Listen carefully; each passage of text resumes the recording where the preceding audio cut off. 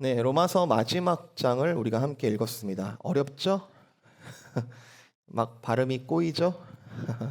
네, 익숙하지 않은 이름들이라서 좀 읽기가 쉽지 않았겠지만 우리가 여러 가지 이름, 여러 이름들이 바울의 말을 통하여서 언급되는 것을 우리가 볼 수 있습니다. 이 로마서가 너무 찬란한 복음으로 우리에게 다가왔고 지난 13주간 오늘까지 14주로 이 복음에 대해서 잘 표현한 로마서를 우리가 여기까지 읽어왔는데 우리를 바꾸시고 세상을 바꾸시는 그 복음, 그 복된 소식, 태초에는 감추어졌으나 예수 그리스도를 통하여 완전하게 드러난 이 복된 소식을 잘 정리해서 보낸 이 편지의 마지막이 수많은 이름들로 이렇게 기록이 되어 있다라는 것. 여러분 우리가 자꾸 로마서 하니까 자꾸 책처럼 느껴지잖아요. 로마서가 책인 것처럼 우리가 책을 이것도 책처럼 이렇게 조판이 되어 있으니까 우리가 책인 것처럼 느껴지는데 바울이 이 편지를 작성하는 상황을 한번 우리가 상상을 해보면 이렇습니다. 바울이 직접 펜을 든 건 아니고 바울이 편지를 구술했습니다. 이제 말로 한 거예요. 바울이 말을 하면은 이제 그 옆에서 그 말을 기록해 준 사람이 있었습니다. 오늘 22절에 나오죠. 이 편지를 기록하는 나 더디오. 이제 더디오라는 사람이 바울 옆에 앉아가지고 바울이 말을 하는 것을 이렇게 기록을 했습니다. 이게 여러분 어떤 느낌으로 느껴지세요? 바울이 우리는 되게 대단한 사람으로 느껴지잖아요. 바울이 어떤 이방인의 사도, 어떤 복음의 어떤 거침이 없이 전달했던 그런 대단한 이제 우리는 존경하는 것이 마땅한 이제 그런 바울인데 이 바울이 그때도 아마 좀 유명해지고 좀 명성이 높아졌으니까 여러 가지로 이렇게 일을 돕는 사람이 많아진 걸까요? 더디오란 사람은 그런 역할로 일을 했던 것일까요? 대기업 총수를 이제 비서가 옆에서 이렇게 모시는 그런 느낌이신가요? 신약 성경을 제대로 읽어보면 좀 세밀하게 읽어보면 그렇지 않습니다. 바울은 여러 가지 고난들을 직접 당해야 했고 고린도 후서를 보면은 육체의 가시가 있어서 하나님께 그렇게 기도했는데 하나님께서 떠나가기를 허락지 않으신 육체의 가시 정확하게 뭔지는 몰라요. 눈이라고 하는 분들도 있고 또 간질이라고 하는 분들도 있는데 그런 육체의 가시로 많은 고생을 했던 사람입니다. 어떠한 면에서 굉장히 연약했던 사람입니다. 바울이 어떠한 이유로 이런 편지를 쓰는 것과 같은 행위를 포함해서 많은 사역들을 다 혼자 감당하기는 어려웠던 여러 가지 현실적인 이유들이 있었던 것으로 보입니다. 뭐 돈이 많았던 부자도 아니고요. 그리고 뭐 인맥이 막 처음부터 화려했던 뭐 그런 사람도 아니었고요. 이 더디오라는 사람 어떤 클루도 나오지 않아요. 어떤 배경을 갖고 있는지 잘 모르겠어요. 그런데 이 더디오라는 사람이 바울의 사역에 같이 동역하게 되는데 더 정확하게 표현하면 영세 전부터 감추어져 있다가 25절, 26절 영세 전부터 감추어져 있다가 이제는 나타나신 바 되어 모든 민족이 믿어 순종하게 하시는 그 주님의 일에 이 더디오라는 사람이 이름 하나밖에 없는 남아있지 않는 이 더디오라는 사람이 동참하게 되었다. 바울 쪽에서 보면은 자신이 다 해내지 못하는 그 연약함을 더디오가 도와주는 것처럼 또 보여지겠지만 더디오 쪽에서 보면은 이것은 복음적인 삶으로의 초대를 받은 것이죠. 바울은 또 직접 이 편지를 직접 로마로 도착해서 전해주지 못할 이유가 있었습니다. 여러분 읽으셨다시피 예루살렘으로 가야 할 여정이 있었죠.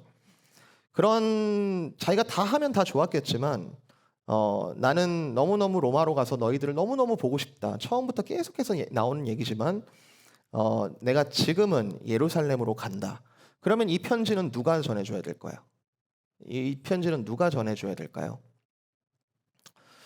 오늘 1절, 2절에 나오는 이제 베베 발음도 어렵네요. 베베 자매 베베라는 여성이죠. 그를 너희가 만나면 따뜻하게 맞아주라라고 하는 표현으로 보아 이 베베라는 사람이 이 자매가 이 편지를 인편으로 직접 배송했던 자매인 것으로 보여집니다. 베베 또한 이 사역에 바울 개인의 사역인가요? 개인 비즈니스인가요? 아니죠. 하나님께서 부르신 그 거룩한 사역 가운데 이 베베도 초대받고 동참하게 된 것이죠. 항상 보면 바울의 어떤 삶에는 그리고 로마서의 어떤 이 찬란한 복음과 더불어서 다른 서신서에서는 너희가 나를 좀 본받으라 이렇게 말하면서까지 어떤 자신이 이해한 이 복음이라는 것은 머리로만 이해한 게 아니라 복음의 능력은 나를 이렇게도 내가 처한 이러한 상황 속에서 나를 이렇게도 변화시킨다고 기꺼이 어떤 삶으로 복음을 드러내기를 아끼지 않았던 그 바울의 삶에는 결코 혼자가 아니었습니다. 많은 이들이 함께 걸어갔고 그 대표적인 증거 본문이 어떤 서신서들보다도 가장 이름이 많이 나오는 이 로마서 16장입니다. 나와 함께 이 복음에 동참하고 있는 이들을 너희가 문안하라. 이 선한 일에 많은 이들이 함께하고 있었어요. 그리고 바울은 이러한 이름들을, 이러한 그룹들을 가리켜 뭐라고 부르냐면 16절. 너희가 거룩하게 입맞춤으로 서로 문안하라. 그리스도의 모든 교회가 다 너희에게 문안하고 있다. 여러분 진짜 선한 일에는요 사람이 모입니다. 여러분 이걸 믿으셔야 돼요. 진짜 진리가 우리를 자유케 하는 그 자리에 사람들이 모입니다. 세상이 우리가 뉴스를 틀어보고 우리가 여러 가지 소식들을 들을 때 세상이 점점 흔들리는 것 같고 점점 악해지는 것 같고 그렇게 보인다 하더라도 진짜 선한 일에는 하나님의 형상대로 지음을 받아서 본향을 사모하는 이들이 모이게 되어 있습니다. 복음은 개인적으로만 적용되는 깨달음이 아니고 복음은 한 개인을 변화시키기에 충분한 능력이 있지만 그 한 개인을 넘어서 그 한 개인에만 머무를 수 있는 것이 아니라 그리스도로 인하여 비로소 회복된 서로의 선함이 공동체적으로 연결되는, 그래서 하나님의 사랑과 선하심으로 하나 되는 공동체를 이루는 매개체가 바로 복음이다. 아담을 보시고는 하나님께서 아담을 창조해 놓으시고는 아담을 보시고 사람이 홀로 있는 것이 좋지 못하다. 여러분 모순 아니에요? 하나님께서 모든 것이 선하신, 모든 것이 틀림이 없으신, 모든 것이 부족함이 없으신 하나님께서 다 창조를 해놓고 아담에게 대하여 아담을 보시고는 사람이 홀로 있는 것이 좋지 못하다 하시면서 여자를 창조하셨습니다. 사랑이라는 것은 필연적으로 두 사람 이상이 필요한 일입니다. 복음은 필연적으로 두 인격체 간에 벌어지는 일입니다. 복음은 하나님이 먼저 나를 사랑하사 하나님과 나 사이에 죄로 인하여 분리된 이 두 인격체를 in Christ, 그리스도로 인하여 하나가 되게 하시는 일이고, 이제 복음은 내 안에 벌어지는 성령의 역사로 인하여 이 같은 주의 이름을 부르는 자들이 서로 인격체와 인격체가 선함 가운데 연결되는 것이고, 나아가 두 사람만이 아니라 하나님의 뜻이 구체화되는 하나님의 나라를 공동체적으로 지향하게 되어 있는데 바울은 이를 가리켜 교회라고 부릅니다. 이런 생각이 듭니다. 제가 19절, 유명한 구절이죠. 19절, 노래로도 많이 불렀던 기억이 나요. 어릴 때. 19절, 선한 일에는 지혜롭고 악한 일에는 너희가 미련하기를 원한다. 그거를 묵상하다가 참 그래요. 선한 데는 지혜롭고, 선한 일이 뭘까요? 19절 앞부분 보실래요? 너희의 순종함이 모든 사람에게 들리는지라. 너희의 순종함이 곧 선한 일이라고 이렇게 연결시키고 있는데 로마서 5장에 보면 한 사람이 순종하지 아니함으로 많은 사람이 죄인이 된 것처럼 한 사람이 순종함으로 많은 사람이 의인이 되리라. 그리스도의 사역에 대한 이야기입니다. 한 사람의 참된 순종은 많은 이들을 살리게 하셨고 그 증거가 지금 바울의 귀에까지 들린 어떤 로마 교인들의 순종이 그리스도가 하신 일에 대한 증거요. 그리고 그리스도가 하신 일이 참되게 펼쳐지는 열매가 바로 순종이더라. 그것이 착한 일이고 선한 일이고 너희가 선한 일에 계속해서 지혜롭기를 원하노라. 진짜 선한 일은 진짜 선한 자는 많은 이들에게 영향을 미치게 되어 있습니다. 그리고 이 일의 시작은 뭐냐면 그리스도의 순종. 그리스도께서 십자가에서 홀로 당하신 그 순종. 고난은 홀로 받으시고 그 혜택은 많은 이들이 받는 것. 여러분 이것이 선한 일입니다. 고난은 홀로 받고 그 은혜는 수많은 이들에게 미치는 것. 이것이 사랑입니다. 이것은 크리스천 리더십하고도 관련이 있고 그리고 부모의 마음이기도 할 거예요. 자녀가 아픈 것을 차라리 내가 아프고 말지. 그리고 자녀가 힘든 것은 다 내가 당하지. 라고 이야기하는 진짜 선하고 사랑의 마음. 사랑이 구체화될 때 그런 일이 일어날 거고요. 반대로 성경이 말하는 악은 성경이 고발하는 악한 일은 이 반대예요. 은혜는 혼자 다 가지고 나쁜 일에는 여러 사람을 동참시키는 것. 여러분이 여러분이 서 있는 영향을 받고 있는 그 그룹은 선한 그룹입니까? 악한 그룹입니까? 또는 여러분이 영향을 주는 그룹에 있어서 여러분의 삶의 방향은 선한 일을 도모하는 데 계십니까? 아니면 악한 일에 동참하고 계십니까?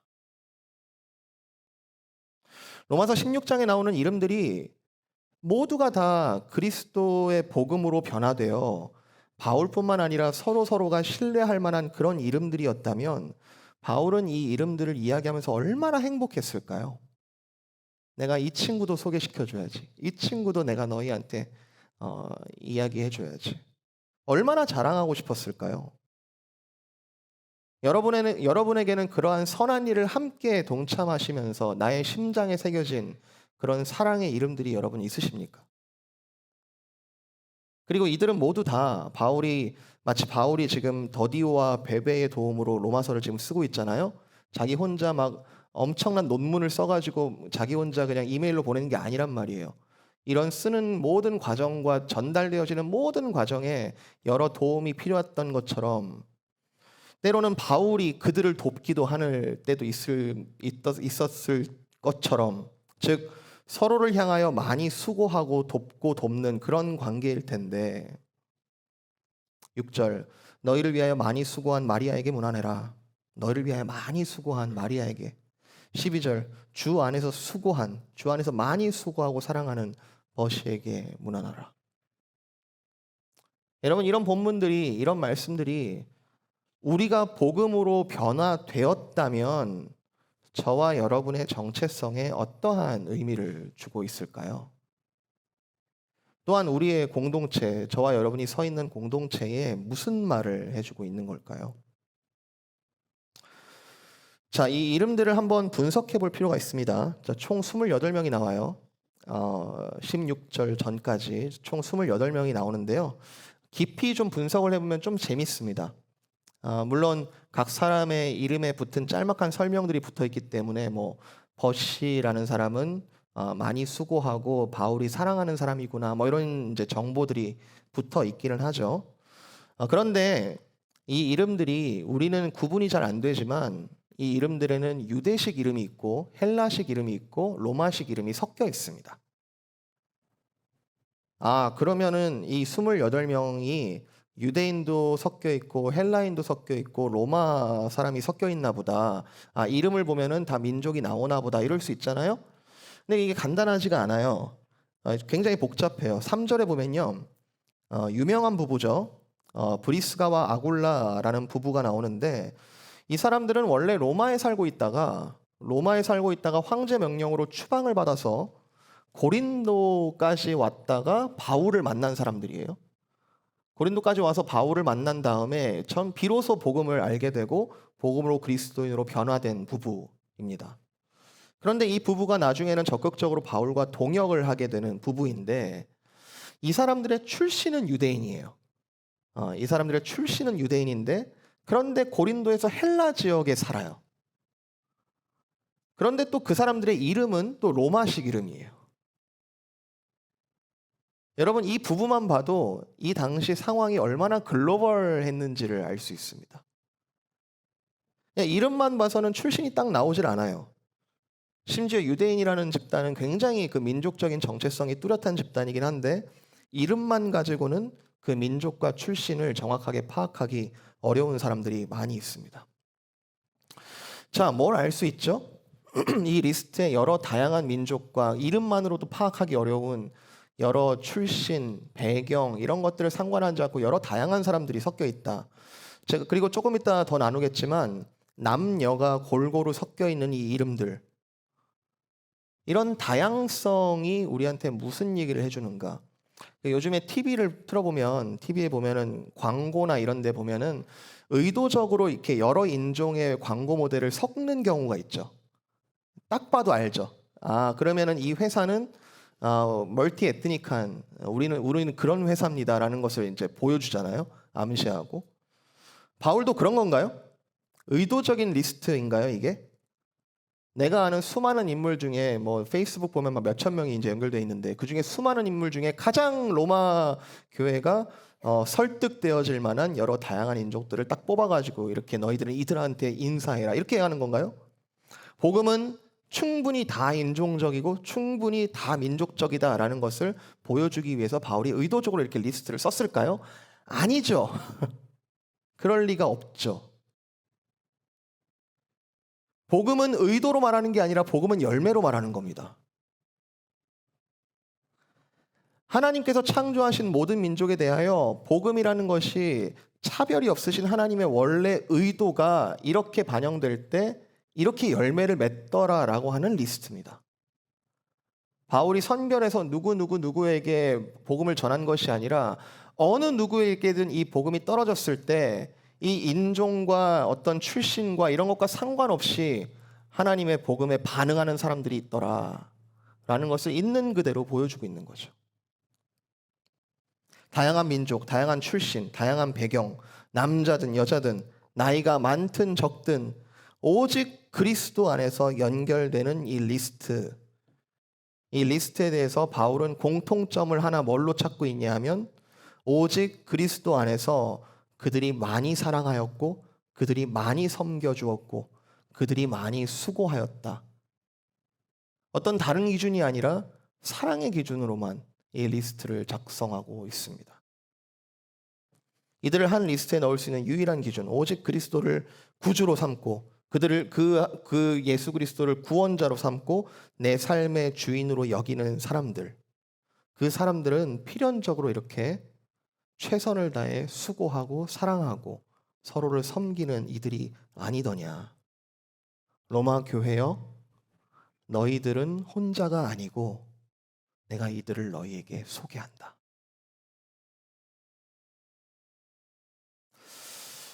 여러분, 기쁨의 교회가 다양한 세대가 함께 주께 예배할 수 있다는 것은 여러분 이게 얼마나 큰 은혜인지 모릅니다. 이게 얼마나 큰 감사인지 모릅니다. 그리고 어떠한 배경을 갖고 있든지 간에 누구나 이 예배하는 자리에 나와 주께 예배하는 데 있어서 차별이 없어야 한다는 것은 기본 중의 기본입니다. 물론 가끔씩 여전히 어떤 죄악된 현실을 그대로 끌고 와서 예배 공동체에 앉아 계시는 분들도 간혹 발견이 됩니다. 그런 분들은 사실 하나님 앞에 스스로도 불편하겠지만 성도 공동체로서도 참 피곤한 일입니다. 그런데 그가 주의 말씀 앞에 주 앞에 진실로 회개하게 될 때 다시 성도 공동체는 동력을 얻게 되는 것이죠. 진짜 건강한 성도 공동체는 악이 들어와도 희석되는 자정 능력을 갖고 있습니다. 비슷한 배경을 가지고 있으면 흔히들 친해지기 쉽다고 말해요. 같은 민족끼리, 같은 성별끼리, 같은 나이끼리 본성에 가까운 행동이죠. 서로가 이렇게 관계를 맺는데 극복해야 할 격차가 많이 줄어드니까요. 굉장히 효율적인 관계입니다. 교회에 새로운 가족이 오셔가지고 대화를 나누다가 거기 출신이세요?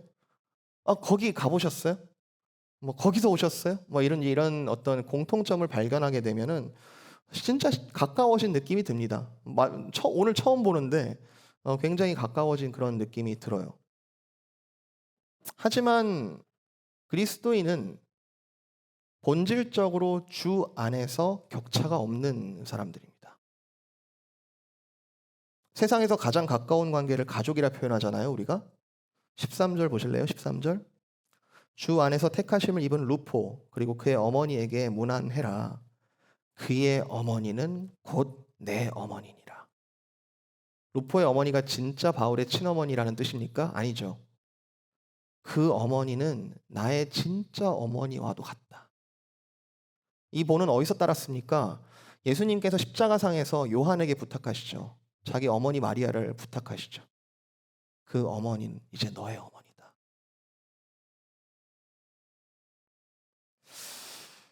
우리가 그럼에도 불구하고 우리에겐 다름이 있어요. 우리가 서로 다른 모습들이 있습니다. 심리적 거리가 있고 물리적인 차이가 있습니다. 이것이 단순히 다름이면 모르겠지만 누군가의 어려움과 필요가 우리가 서로 다름 속에서 보일 때가 있어요. 이 사람이 진짜 힘들어하는구나. 이게 서로가 다르기 때문에 보여지는 현상이거든요.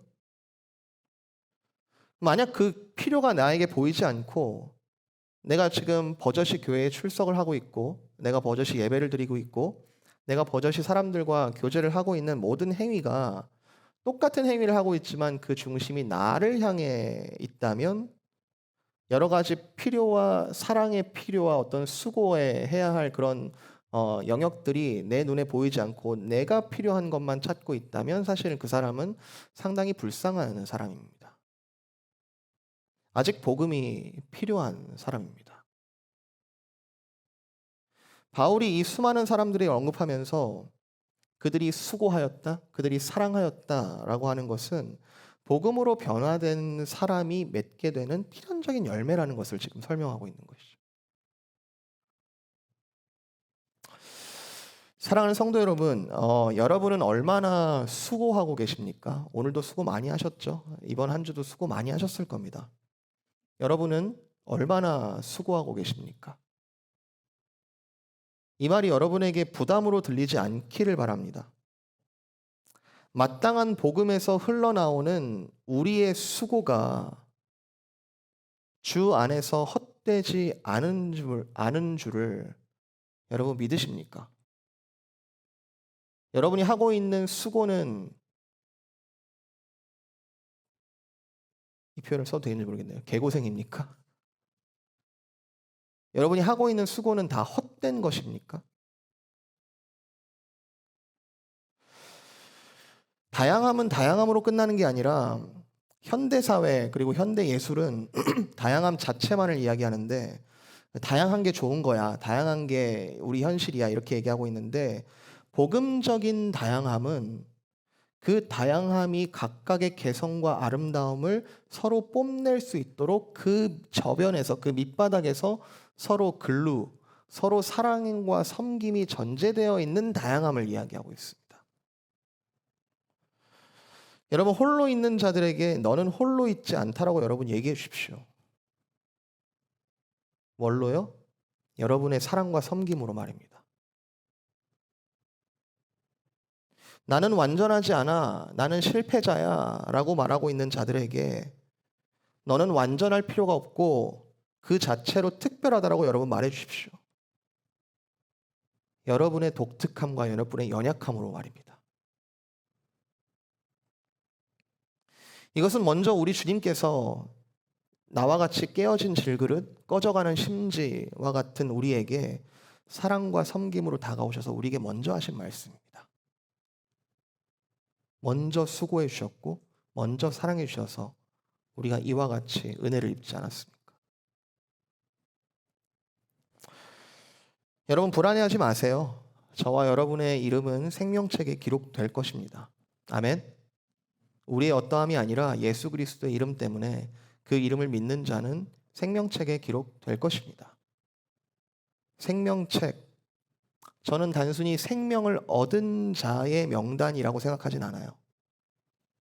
생명책에 기록된 자라는 뜻은 이제 생명이 된 자들, 생명이 발산되는 것을 숨길 수 없는 자들의 명단이라고 믿습니다.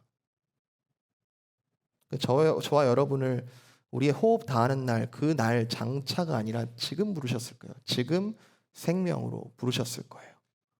그리고 바울이 이와 같이 고마워하는, 그리고 이와 같이 이들이 그리스도의 사람이다라고 자랑스럽게 이야기할 수 있는 그들의 명단에 저는 우리들이 포함되어 있다라고 믿습니다.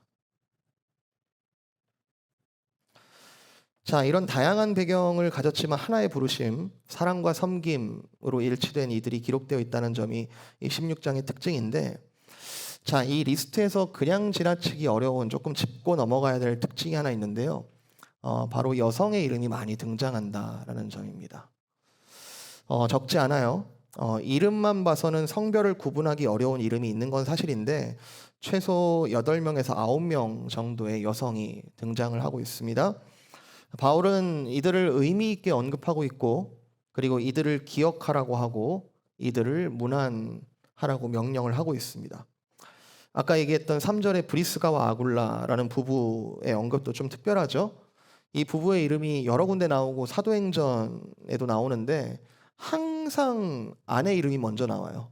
브리스가가 아내고 아굴라가 남편인데 아내 이름이 항상 먼저 나와요. 그리고 이 편지를 전달하는 전달자도 베베라는 여성이죠. 저도 여기까지 오는 동안 많은 여성분들의 수고와 헌신, 사랑이 있었던 것을 기억합니다. 일단 어머니가 계시고요. 그리고 저도 교육부서에서 어릴 때부터 교회를 다니면서 수많은 교사분들을 만났는데 그분들은 저에게 하나님의 사랑이 이런 거구나라고 온몸으로 알게 해주셨던 많은 분들이 계셨었습니다. 제가 4살 때부터 교회를 다녔다라고 알려져 있어요. 정확하게 몰라요.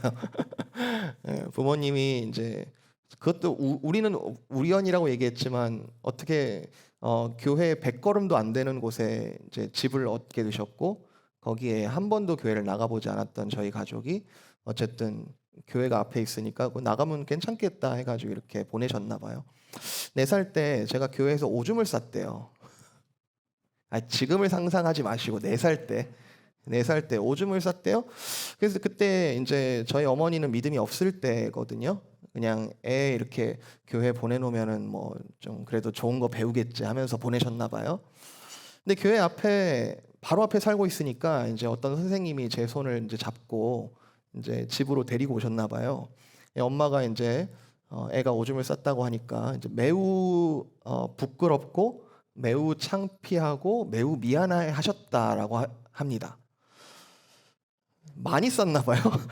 아니면은 뭐 기물을 파손했다든지 네. 뭐 좀 이렇게 미안한 상황이 있었나 봐요.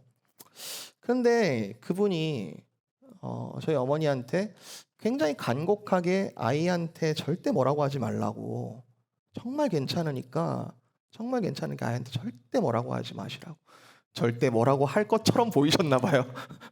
절대 뭐라 하지 말라고, 진짜 괜찮다고. 이게 여러분 흔히 있을 수 있는 일이고 그냥 예의상 할 수 있는 말일 수도 있잖아요. 근데 어머니는 그때 어떤 그 마음에 뭔가 균열이 생겼던 것 같아요. 뭔가 마음이 열렸던 것 같아요. 고맙고 사랑을 느꼈다는데 저는 아무리 그 얘기를 들어도 제가 잘 이해는 와닿지 않아요. 그런데 우리가 말로 표현하지 않아도 눈으로 보여지는, 행동으로 보여지는 그 사랑이 있지 않습니까? 절대 뭐라고 하지 마세요. 여러분에게도 그런 사랑을 알게 해준 선생님들이 계실 거라고 생각합니다.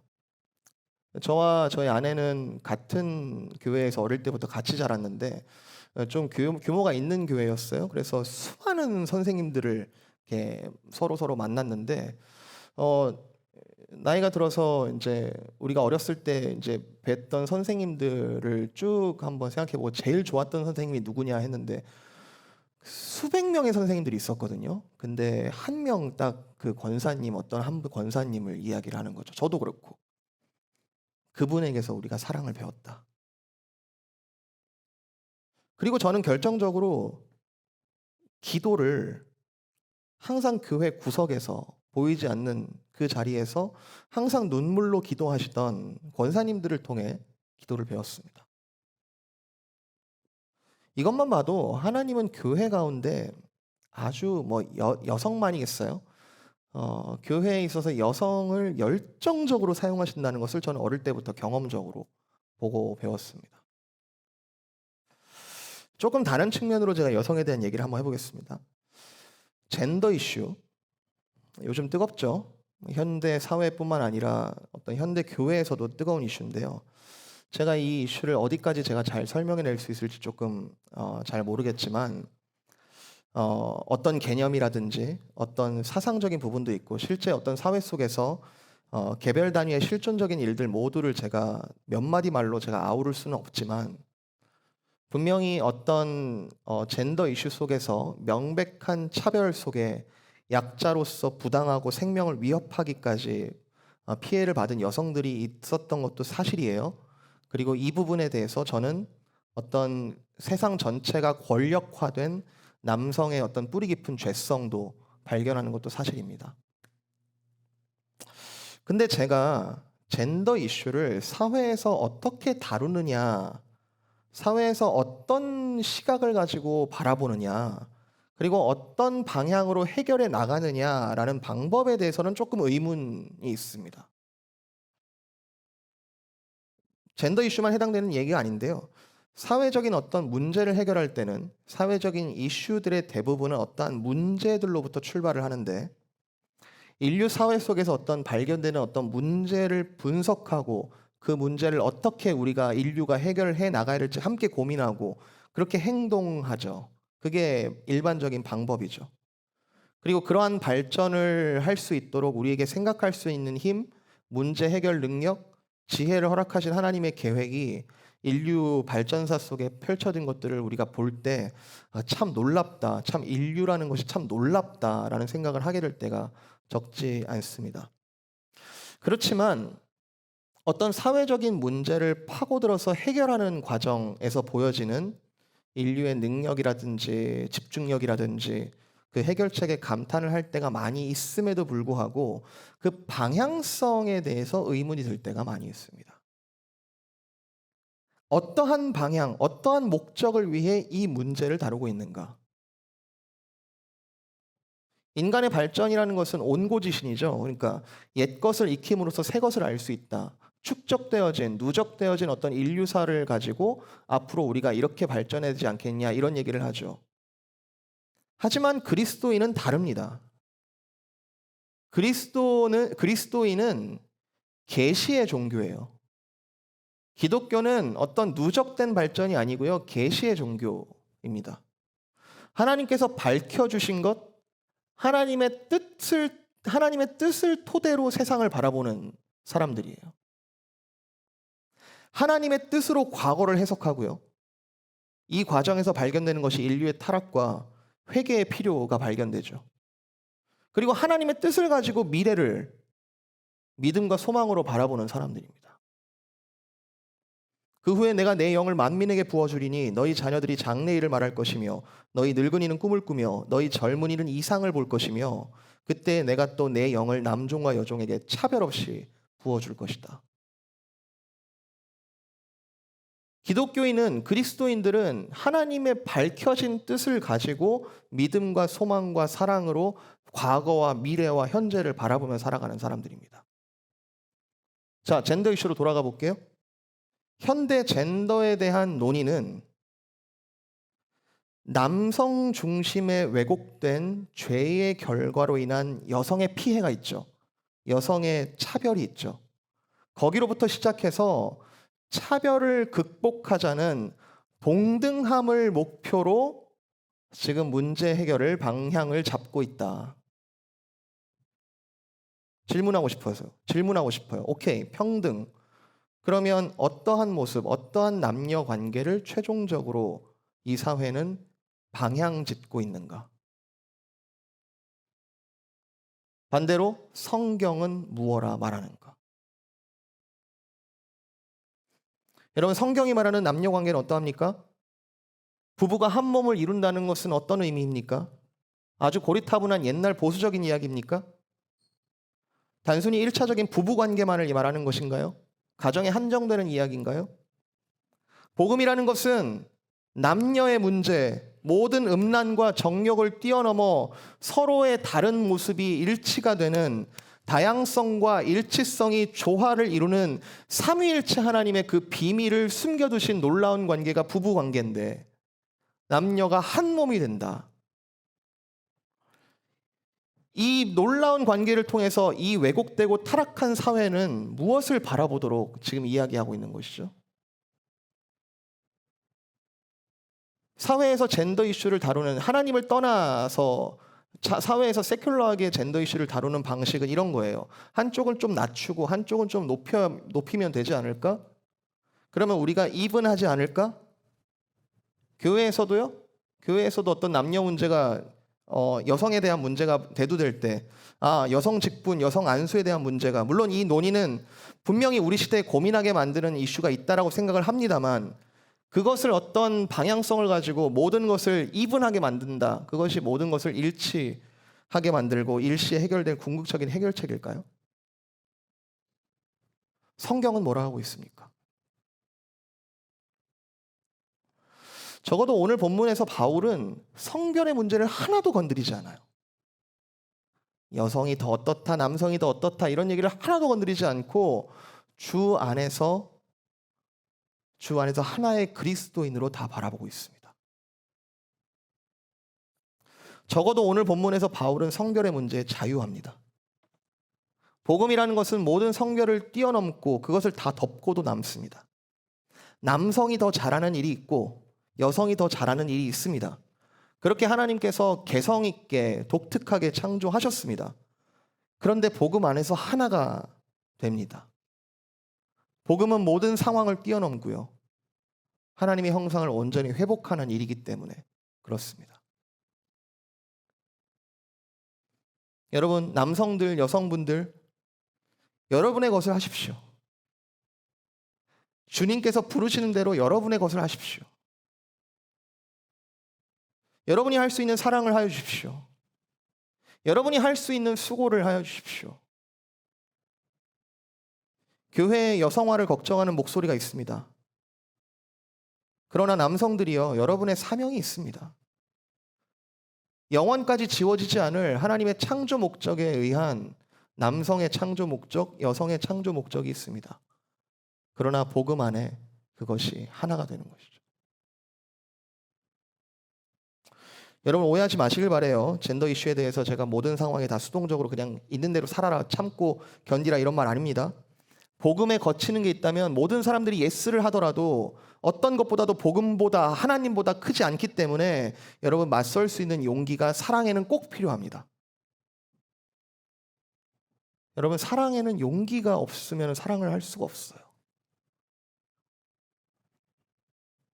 이러한 눈으로 우리가 주변을 바라본다면 우리가 어떤 문제, 이 여성이라든지 젠더나 이런 이슈나 어떤 사회적인 어떤 문제들에 대해서 우리가 짓눌려서 우리가 한숨 쉬고 우리가 한탄하기보다는 내가 능력의 복음으로 내가 서 있으니 내가 할 수 있는 일이 내가 서 있는 자리에서 할 수 있는 일이 반드시 보이게 되어 있습니다.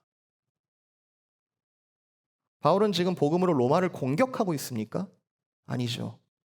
자기가 할 수 있는 일, 그리스도께서 우리에게 부탁하신 일, 그 안에서 사랑을 우리가 서로 사랑하자 이 말 한마디를 했을 뿐인데 로마 제국은 복음 앞에 무너지는 결과를 우리가 나중에 보게 되죠. 객관적으로는 나는 굉장히 연약한 사람이지만 그리스도의 복음은 나를 덮고도 남고 그 복음은 서로를 향해 흘러가게 되어 있다. 남녀 관계에 있어서 서로가 자기 것을 의기적으로 주장할 때 그 부부가 한 몸이 되기는 쉽지 않을 겁니다. 그러나 부부는 서로를 향하게 지어져 있죠. 교회는 슈퍼맨들이 세워가는 곳이 아닙니다. 아주 유명하고도 아주 유능한 목사를 세운다고 해서 그 교회가 교회다움으로 서는 것이 아니죠. 교회는 슈퍼맨들이 세워가는 곳이 아니라서 로마 카톨릭은 이런 점에서 교회론적으로 맹점이 있습니다. 어떤 위계 질서 가운데 기둥들이 사도들의 기둥 가운데 서는 그 교회는 분명히 맹점이 있습니다. 도리어 교회는 연약한 지체들이 서로의 연약함을 복음으로 채워주는, 그런데 그 강도가 비교할 수 없이 엄청난 공동체가 바로 교회 공동체죠. 비유를 들자면 벌집 같은, 개미집 같은, 개미집 하니까 떠오르는 이미지가 있어요. 카타콤. 로마의 가혹한 박해에도 그리스도인들은 복음으로 살아남았습니다. 그 빛도 들어오지 않는 그 카타콤에서 서로가 믿음으로 격려하고 사랑하고 수고했을 그 사랑과 수고는 우리가 감히 계산할 수가 없을 것 같아요. 사랑하는 성도 여러분, 여러분이 할 수 있는 사랑과 섬김, 수고를 여러분 보여주시기 바랍니다. 아멘. 이게 교회적으로 제가 어떤 다른 목적을 위해서 부탁하는 게 전혀 아닙니다. 복음은 저와 여러분을 그렇게 푸시합니다. 여러분이 무엇을 먹든지 무엇을 마시든지 무엇을 하든지 죽게 하듯 여러분 하여 주시기를 부탁드립니다. 피차 사랑의 빛 외에는 아무에게도 아무 빛도 지지 말라. 사랑의 빛 외에는 아무 빛도 지지 말라. 남을 사랑하는 자는 율법을 다 이루었느니라. 사랑을 부탁한다. 이것이 복음서, 이 로마서가 말하는 복음의 마지막 이야기입니다. 서로 사랑을 부탁한다. 그리고 그 바울이 이 하나님의 은혜를 경험하도록 전달해준 많은 이들의 이름이 여기 새겨져 있는 것이죠. 저와 여러분의 복음적인 즐거움은 이 이름들이 늘어나는 것 같아요. 여러분 어떤 것이 가장 즐거우십니까? 제가 점점 연수가 나아가면서 가장 나에게 있는 조이, 가장 깊은 그 즐거움은 이 생명의 이름들이 늘어나는 것. 나와 함께 생명으로 소통하는 이들이 늘어나는 것. 이전에는 나 하나도 제대로 챙기지 못했는데, 나 하나도 죄에 빠져서 허덕였었는데, 나와 함께, 그리고 여전히 연약해 보이지만 복음이 나를 붙들어 서로가 생명의 이름들이 내 안에 많아지는 것. 한 사람은 연약하지만 삼겹줄은 끊어지지 않는다. 촛불 하나는 바람에도 꺼지지만 산불은 모든 것을 태우는 것처럼 우리는 세상을 강제로 변화시키는 사명이 아니라 세상이 우리를 보고 하나님께 영광을 돌리도록 그렇게 부름을 받았습니다. 여러분, 사랑이 없는 자리에 같이 서 주시기를 부탁드립니다. 이것은 낭만적인 이야기가 아니라 굉장히 이를 악물고 사랑을 끝까지 지켜내야 하는 아주 구체적인 명령일지도 모릅니다. 그러나 그리스도께서 우리 앞서서 그와 같은 사랑으로 우리에게 보이셨던 것이 여러분 감사하다면 여러분 사랑으로 수고로 서주시기를 부탁드립니다. 이것이 예수를 믿는 자의 마땅한 모습이기 때문에 그렇습니다. 이렇게 로마서를 마칩니다. 박수라도 쳐야 될 것 같아요. 치란 얘기는 아니었는데. 하나님께 영광이죠. 로마서는 마치지만 여러분 복음의 삶은 이제부터 시작이라고 생각합니다. 이 시작에 기쁨으로 자신을 주님께 내어드리는 저와 여러분 되시기를 주님의 이름으로 축복드립니다.